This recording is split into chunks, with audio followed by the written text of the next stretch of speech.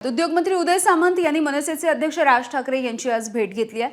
मराठी भाषिकांवरती काही ठिकाणी अन्याय होतो यावरती राज ठाकरे यांच्यासोबत त्यांनी चर्चा केली आहे।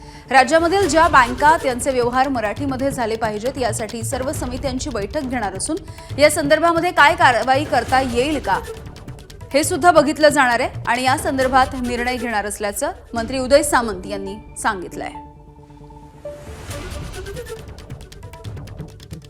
आज आपल्याला माहिती आहे की महाराष्ट्रामध्ये मराठीच्या संदर्भामध्ये ज्या काही घडामोडी सुरू आहेत तर त्या संदर्भामध्ये मला आज मराठी भाषेचा मंत्री म्हणून राजसाहेबांनी बोलवलं होतं आणि इथे येताना मी एकनाथ शिंदे साहेबांना सांगून त्यांची परवानगी घेऊन इथं आलो होतो।